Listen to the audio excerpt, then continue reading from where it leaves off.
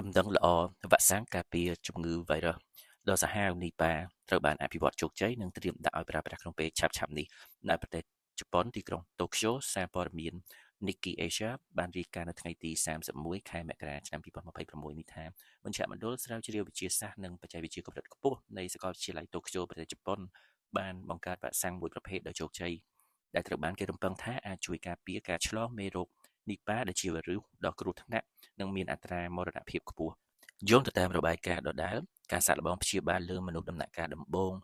នៃវ៉ាក់សាំងនេះគ្រោងនឹងចាប់ផ្ដើមនៅឯប្រទេសបែលហ្សិកនៅខែមេសាខាងមុខការវិវត្តវ៉ាក់សាំងនេះកើតឡើងក្នុងបរិបទដែលរដ្ឋ West Bengal នៃប្រទេសឥណ្ឌាបានបញ្ជាក់អំពីករណីឆ្លងមេរោគនីប៉ាចំនួន2ករណីនៅក្នុងខែមករាដែលបានជំរុញឲ្យប្រទេសជាច្រើននៅអាស៊ីរឹតបន្តឹងវិធានការត្រួតពិនិត្យសុខភាពនិងចាត់តាឡេសាក់នៅតាមអាកាសយានដ្ឋាន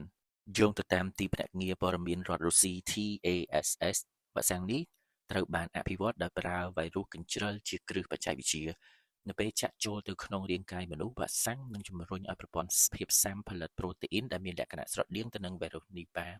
ដោយហេតុនេះអាចជួយបង្កើនសមត្ថភាពការពារនិងកាត់បន្ថយហានិភ័យនៃការវិវត្តទៅជាជំងឺធ្ងន់ធ្ងរនៅពេលដែលមានការឆ្លងមេរោគក្រុមអ្នកស្រាវជ្រាវនៃសាកលវិទ្យាល័យតូក្យូបានបញ្ជាក់ថាវ៉ាក់សាំងនេះបានបង្ហាញពីប្រសិទ្ធភាពនិងសុវត្ថិភាពតាមរយៈការសាកល្បងលើសត្វកណ្តុរ hamster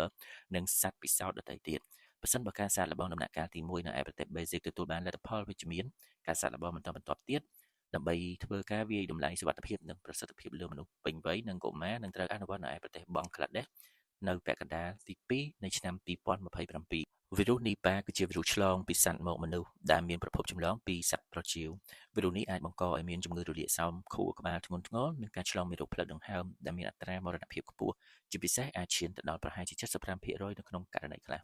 ចាប់តាំងពីការរកឃើញជាលើកដំបូងនៅឆ្នាំ1999មកទល់ពេលបច្ចុប្បន្នពិភពលោកបានកត់ត្រាករណីឆ្លងមេរោគនីប៉ាប្រមាណជាង 1000 ករណី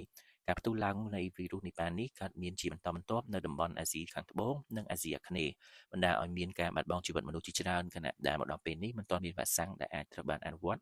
ឲ្យប្រើប្រាស់ជាផ្លូវការនោះទេនៅក្នុងរដ្ឋ West Bengal មនុស្ស2នាក់ដែលបានឆ្លងមេរោគនីប៉ាដែលសុទ្ធសឹងតែជាគិលានុបដ្ឋាយិកាកំពុងត្រូវបានព្យាបាលនៅឯមន្ទីរពេទ្យអង្គការសុខភាពពិភពលោក WHO បានបញ្ជាក់ថានៅក្នុងចំណោមមនុស្ស190នាក់ដែលមានទំនាក់ទំនងជិតស្និទ្ធជាមួយនឹងអ្នកជំងឺមិនមាននរណាម្នាក់បង្ហាញរោគសញ្ញានោះទេហើយការធ្វើតេស្តទាំងអស់សុទ្ធតែមានលទ្ធផលអវិជ្ជមានមកដល់ពេលនេះ WHO បានវាយតម្លៃថាហានិភ័យនៃការផ្ទុះឡើងនៅកម្រិតជាតិតំបន់និងសកលលោកនៅមានស្ថិតនៅក្នុងកម្រិតទាប